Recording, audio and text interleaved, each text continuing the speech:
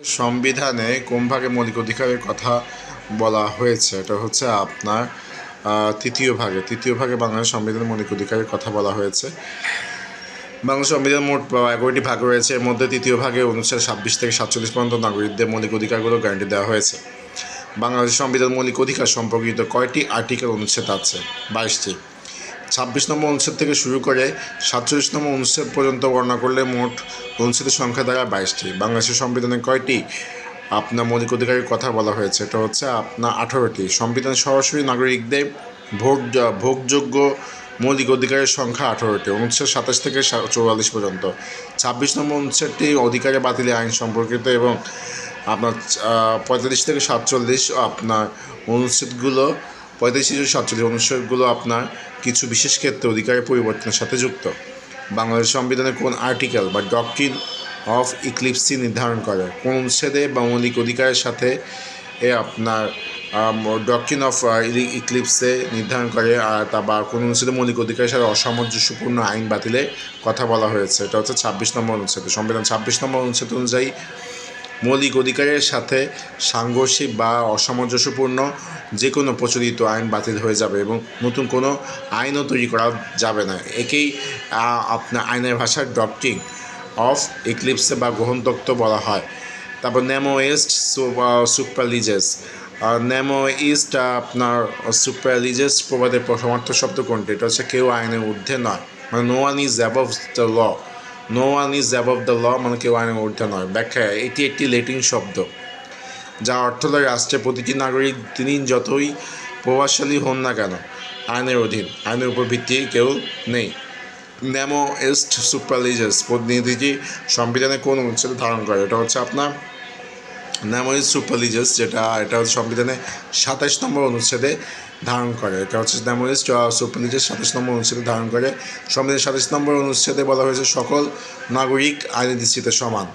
তারপর এই ধারণাটি ল্যাটিন প্রবাদ নেমো ইস্ট সুপ্রালিজেসকে নির্দেশ করে। সকল নাগরিক আইনের দৃষ্টিতে সমান এবং আইনের সমান আশ্রয় লাভের অধিকারী কোন অনুচ্ছেদে বর্ণিত হয়ে যাচ্ছে? এটা হচ্ছে 27 নম্বর অনুচ্ছেদে। ব্যাখ্যা: এটি বাংলাদেশের সংবিধানের অন্যতম গুরুত্বপূর্ণ একটি ধারা।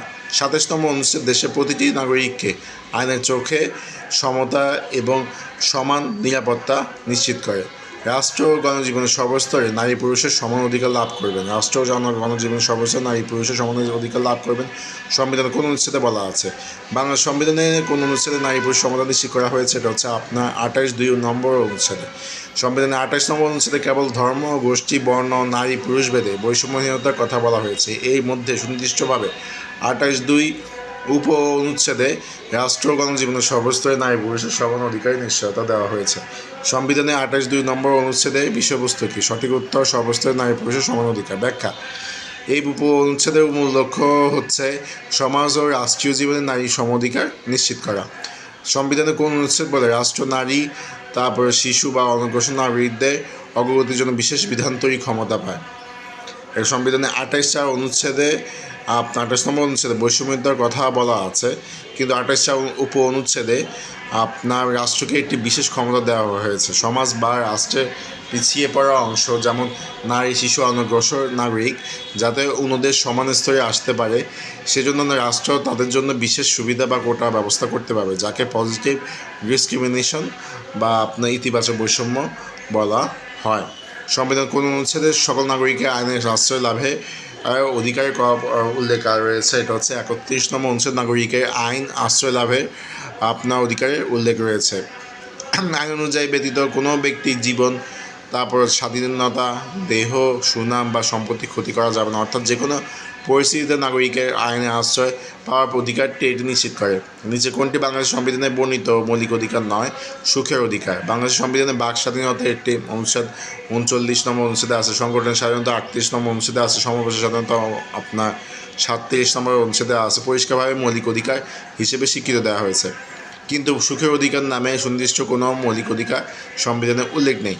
বাংলাদেশের 32 নম্বর অনুচ্ছেদ অনুসারে মানুষের জীবন, ব্যক্তি স্বাধীনতা ও নিরাপত্তা অধিকার কোন ধরনের অধিকার বলা হয়?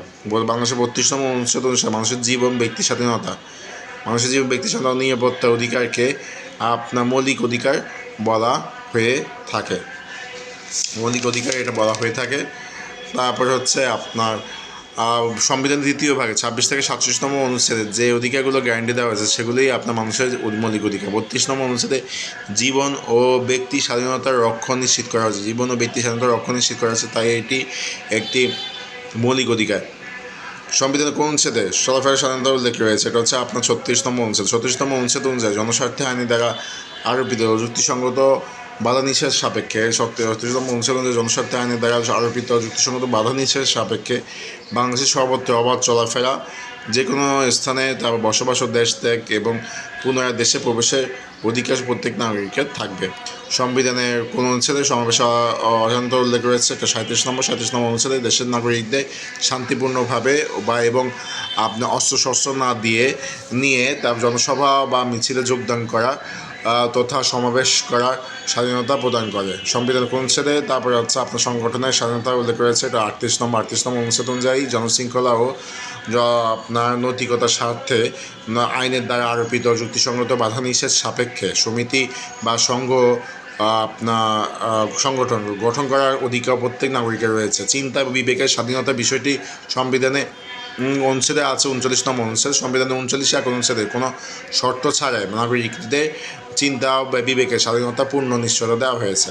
সংবিধানের কোন অনুচ্ছেদে বাক স্বাধীনতার কথা বলা হয়েছে? এটা হচ্ছে 39(2) ক অনুচ্ছেদে বাক স্বাধীনতার কথা বলা হয়েছে। 39তম অনুচ্ছেদে মূল বিষয় চিন্তা বাক স্বাধীনতা হলেও সুনির্দিষ্ট ভাবে 39(2) ক উপ অনুচ্ছেদে আপনার প্রত্যেক নাগরিককে বাক ও ভাব প্রকাশের স্বাধীনতার অধিকার দেওয়া হয়েছে। সংবিধানের কোন অনুচ্ছেদে সংবাদপত্রের স্বাধীনতা আপনার নিশ্চয়তা দেওয়া হয়েছে? এটা হচ্ছে 39(2) খ অনুচ্ছেদে। 39তম অনুচ্ছেদের অধীনেই সুনির্দিষ্টভাবে 39(2) উপ অনুচ্ছেদে সংবাদপত্রের স্বাধীনতা নিশ্চয়তা প্রদান করা হয়েছে। মনে রাখার ঠিক যদি ক হচ্ছে আপনার কথা বা বাক স্বাধীনতা, খ হচ্ছে খবর বা সংবাদপত্রের স্বাধীনতা। বাংলাদেশের সংবিধানের কোন অনুচ্ছেদে ধর্মীয় স্বাধীনতার কথা বলা হয়েছে? এটা 41তম অনুচ্ছেদ। 41তম অনুচ্ছেদ অনুযায়ী আইন, জনশৃঙ্খলা ও নৈতিকতা সাপেক্ষে প্রত্যেক নাগরিকের যে কোনো ধর্মাবলম্বন বা পালন বা প্রচারের অধিকার রয়েছে এবং কোনো ধর্মীয় সম্প্রদায়ের নিজস্ব ধর্মীয় প্রতিষ্ঠান স্থাপন ও পরিচালনার অধিকার থাকবে। বাংলাদেশের প্রত্যেক নাগরিকের সম্পত্তি অর্জন, ধারণ, হস্তান্তর বা অন্যভাবে ব্যবস্থা করার অধিকার থাকবে বলে বলা হয়েছে সংবিধান কোন অনুচ্ছেদে? এটা হচ্ছে আপনার 42তম অনুচ্ছেদে। সংবিধানের 42তম অনুচ্ছেদ নাগরিকদের সম্পত্তি অধিকার নিশ্চিত করা হয়েছে, তবে রাষ্ট্র চাইলে আইনের মাধ্যমে জনস্বার্থে যে কোনো সম্পত্তি বাধ্যতামূলকভাবে গ্রহণ ও জাতীয়করণ করতে পারে। বাংলাদেশের সংবিধানে কত ধারায় মৌলিক অধিকারের বলবৎকরণ সম্পর্কে বলা হয়েছে? বাংলাদেশ সংবিধানে 44 ধারায় মৌলিক অধিকার বলবৎকরণ সম্পর্কে বলা হয়েছে। আপনার যা কোনো নাগরিকের মৌলিক অধিকার ক্ষুণ্ণ হলে তিনি তা ফিরে পাওয়ার জন্য তা বলবৎ করার জন্য 44 নম্বর অনুচ্ছেদ অনুযায়ী হাইকোর্ট বিভাগে মামলা দায়ের করতে পারেন। 40 অনুচ্ছেদে 102 অনুচ্ছেদের অধীনে অধিকার বলবৎ করার গ্যারান্টি দেয়।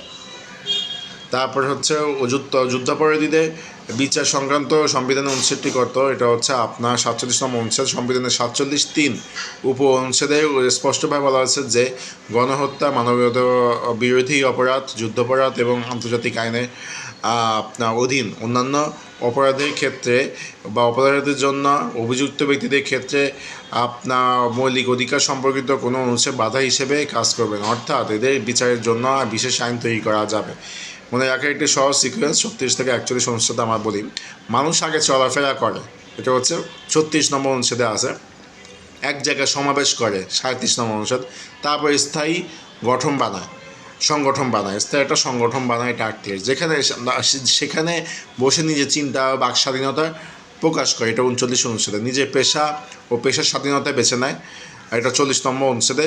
তারপর এবং নিজের মনের মতো ধর্ম পালন করে, এটা 41তম অনুচ্ছেদে। সূচনা ও আইনের সমতা সম্পর্কে জেনে নেওয়া যাক। অনুচ্ছেদ 26 থেকে 31। 26 হচ্ছে বাতিল আইন। বাতিল আইনের মৌলিক অধিকারের সাথে অসামঞ্জস্যপূর্ণ আইন বাতিল হবে। হ্যাঁ, বাতিল আইন এটা মৌলিক অধিকারের সাথে অসামঞ্জস্যপূর্ণ আইন বাতিল হবে। 27 হচ্ছে আইনের দৃষ্টিতে সমান, সবাই সমান। 28 হচ্ছে বৈষম্যহীন ধর্ম, বর্ণ, নারী, পুরুষ ভেদে বৈষম্য করা যাবে না। 29 হচ্ছে চাকরি, মানে সরকারি নিয়োগ লাভের সুযোগের সমতা হচ্ছে আপনার এই 29তম অনুচ্ছেদ। আর 30তম অনুচ্ছেদ উপাধি নিষিদ্ধ, রাষ্ট্রীয় অনুমতি ছাড়া বিদেশি খেতাব বা উপাধি নেওয়া যাবে না। 31 হচ্ছে আইনের আশ্রয়। 31 হচ্ছে আপনার আইনের আশ্রয়, আইন অনুযায়ী আচরণ পাওয়ার অধিকার লাগবে। তারপর হচ্ছে সরকার সূত্র দিয়ে আইন করে সমতা এনে বৈষম্য দূর করে চাকরি দিয়ে উপাধি কেড়ে নিয়ে, মানে আইন করে সমতা এনে বৈষম্য দূর করে চাকরি দিয়ে উপাধি কেড়ে নিয়ে আইনে আশ্রয় দেওয়া হলো। গ্রুপ খ, মানুষের স্বাধীনতা ও অধিকার অনুচ্ছেদ আপনার 32 থেকে 35। জীবন রক্ষা হচ্ছে 32তম অনুচ্ছেদে আছে জীবন রক্ষা, জীবন ও ব্যক্তি স্বাধীনতার অধিকার। তারপর হচ্ছে 33 হচ্ছে গ্রেপ্তার ও আটক গ্রেপ্তারকৃত ব্যক্তি অধিকার বা সেফগার্ড। 34তম অনুচ্ছেদ আছে জবরদস্তিমূলক শ্রম নিষিদ্ধ, বেগার খাটা বা আপনার দাসত্ব নিষিদ্ধ। 35 বিচার ও দণ্ড, অযথা সাজা বা একই অপরাধে দুইবার সাজা না দেওয়ার অধিকার, মানে বিচার ও দণ্ড হচ্ছে অযথা সাজা বা একই অপরাধে দুইবার সাজা না দেওয়ার অধিকার হচ্ছে আপনার বিচার মানদণ্ডের 35তম অনুচ্ছেদ। সরকার সূত্রে আমার জন্যই 32 থেকে 35 জীবন বাঁচাতে গ্রেপ্তারিতে জবরদস্তি শ্রম না দিয়ে বিচার মুখোমুখি হতে হবে।